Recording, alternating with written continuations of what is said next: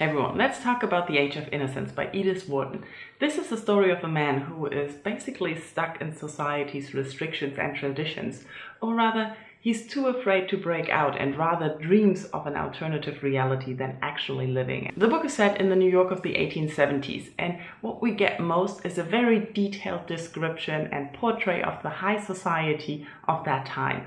And we learn everything about how you have to dress, what you do, how the normal day looks, and what the people expect, and who are the players in this high society. It's looking at this community of people and what they expect of life and how people have to behave and what their life looks like. And we follow everything through Newland Archer's eyes. Newland Archer is a young man who we meet in the beginning of the novel when he's all excited about announcing his engagement to May Welland. And May is a young, beautiful woman, but that's it. But there's also his fiance's cousin, Ellen. And she's different from everyone. She has lived a long time in Europe and was married there.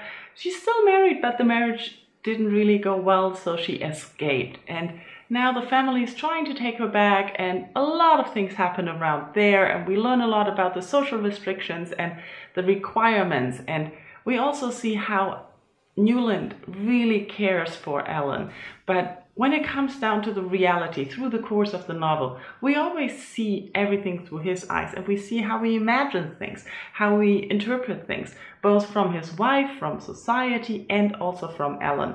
And we never really know what exactly is going on. I think this is a very interesting look how someone can trap themselves in expectations from others without really checking with them. It is very hard to talk about what is exactly going on in this novel without giving away too many details.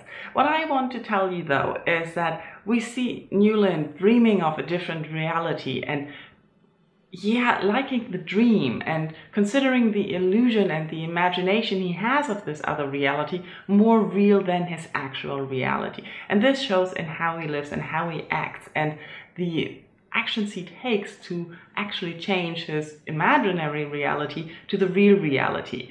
And I thought this was very interesting, a little bit depressing as well. Apart from all the interesting aspects that you can study in this novel, you can really dive into the society and how people are portrayed and all the city life. But you can also see in the writing that it's very critical or sarcastic and witty, and I really enjoyed that. Nevertheless, this was not an easy read for me. I was kind of glad that I read it on the Kindle because I could look up words easier that I normally would skip over and thinking, yeah, I know what they mean.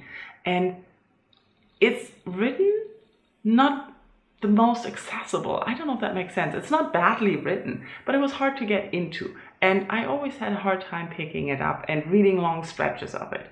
So that is something that also happened. Now I want to know if you have read The Age of Innocence. It's an old classic. Have you heard about it? Are you interested? Are you going to read it? What are your thoughts? How do you like the ending? Let me know how you like the ending. Thank you all for watching. Bye bye.